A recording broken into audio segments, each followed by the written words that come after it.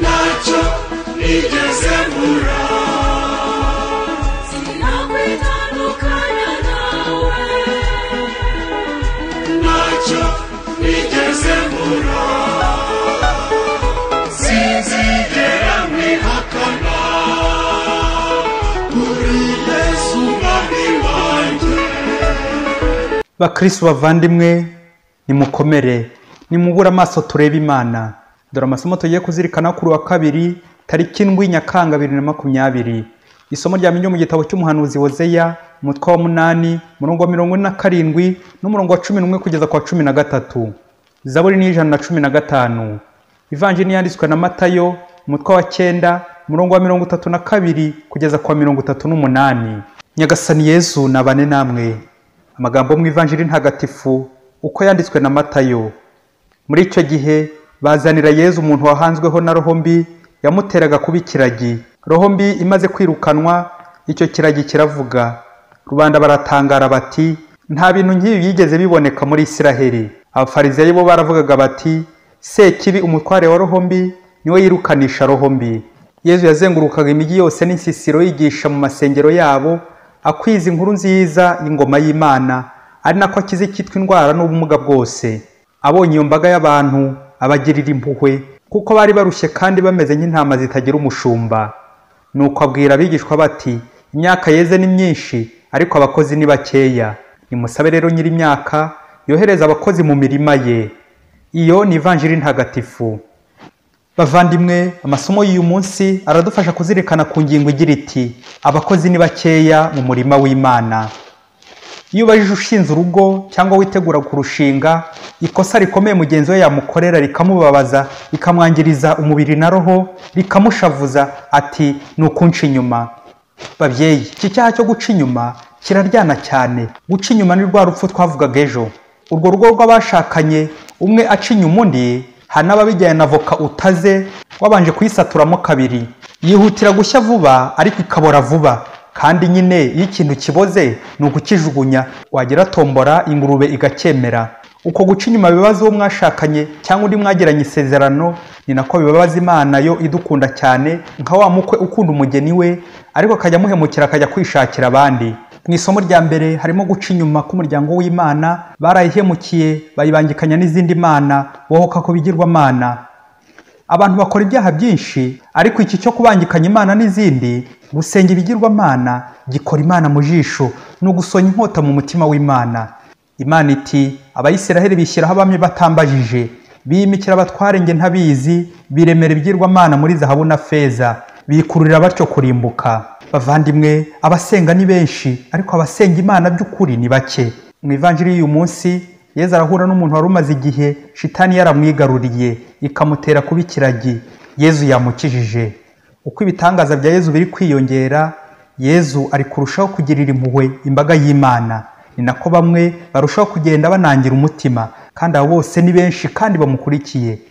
Mu bamukurikiye bamwe baramunyega, abandi bakamupinga, abandi bakamusebya ngo akorana na Sekibi. Abo bose bari muri kiliziya ya Yesu. Twumve neza akagahinda Yesu afite. Kuba Imana ibona imbaga y'abantu ari benshi baje mu kiliziya, ariko abenshi bari kuryarya, ni agahinda gakomeye. Ati, imyaka yeze ni myinshi, ariko abakozi ni bakeya. Nimusabe rero nyiri imyaka yohereza abakozi mu murima we. Akenshi iyi nteruro, abakozi ni bakeya mu murima w'Imana, dukunze kuyihera igisobanuro mu buzima bw'abihaye Imana gusa. Nyamara tukibagirwa ko umurima w'Imana ari kiliziya, umuryango w'abana b'Imana, aho twese ababatijwe tuyirimo. Nuko Yesu akatubona turi benshi duhabwa amasakramentu, kiliziya zakubise zuzuye, ariko yatureba akabona ari mbarwa, akabona ari bakeya barimo. Abatamuryarya ni mbarwa, abatamuca inyuma ni mbarwa, amubeshya bakiyambika neza inyuma, imbere bambaye nabi ni benshi. Umunsi umwe umugabo yigeze kwibina nasize abandi mu isoko, ariruka, nuko bamwirukaho ngo bamufunge. Ahungira mu kiliziya. Ageze mu isakrisiya, ahita yambara ikanzu nk'ugiye gusoma ijambo ry'Imana. Ye baba we, nuko bamwirukagaho binjiye barebye baramubura, kuko abari aho bose bari bambaye amakanzu. Bavyeyi, hari abantu bamwe mu kiliziya bihisha mu ntebe ya korari, bakaririmba bagahogoza bagahogomba, abandi bagatera igipimo bagacuranga, abandi bagahereza, abandi bagasoma ijambo ry'Imana, padiri agasoma misa, abakristo bose bagataraka muri kiliziya. Kiliziya ziruzuye, ariko Yezu yareba iryo koraniro akazunguza umutwe. Ku mubare wabo uko biyandikishije buzuye kiliziya, ntuhura n'abari ku rupapuro Yezu afite. Bihishe mu makanzu bashimisha abantu bababona, ariko Imana irababaye ko abakozi ari bakeya. Kwihisha mu ikanzu ukaza gusenga byamunkize bitagufasheho ari ukurangiza umuhango, kandi abandi bakabona ubikora neza, ari wowe ntangarugero n'inyangamugayo muri quartier. Ariko ibyo bintu byo kwishushanya, kwiyoberanya no kwihangishwaho mu kivunge birica, ni urupfu. Umusore aherutse kwandikira umukobwa ati, niba hari abantu ku isi 1000 bagukunda, nanjye ndimo. Niba ari n'abantu 100 bagukunda ku isi, nanjye ndimo. Niba ari n'abantu 10 ndi muri abo. Aramutse abaye ari umuntu ngukunda ku isi, ni njyewe. Ye baba we, ibindi byakurikiyeho babyeyi, Imana niyibizi. Iyo umuntu akuryajya ngo ku isi uri uwa mbere akunda, n'icyo gihe ibyo agusabye byose uhita ubimuha. Aba yakurangije kera, aba yarangije kuguca intege, cyane iyo utazi gushishoza. Bakristo bavandimwe, ureba iyo natwe twabwiraga Yezu umutoma tuti, Yezu mu bantu baba ku isi bagukunda 1000 ndimo, mu 100 ndimo, mu 10 ndimo, yewe abaye n'umwe mu bagukunda ku isi yaba ari jyewe. Aha, impamvu tutabibwira Yezu, we yahita tuvumbura vuba vuba, naho undi muntu we uramuryarya akabyemera ntarabukwe. Ese muvandimwe, mu bantu bari ku isi bataraca inyuma abo bashakanye, wakwiha uwuhe mwanya?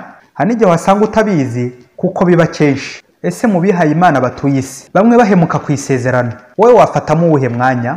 Ese uri mu bakozi bakeya mu murima w'Imana, cyangwa nawe ntuzi aho uherereye? Ubutumire bwa Yezu bwo gusaba Imana kongera abakozi muri kiliziya ye, buri wese arabuhawe. Kandi ntukamere nk'aba bagabo, wabo mugabo aha ubutumire invitation, nuko akamutwerera, ariko mu kumutahira ubukwe akohereza umugore n'abana, we akisigarira mu rugo. Nawe mukristo ntusigare uri muri kiliziya wibihirikira ku bandi.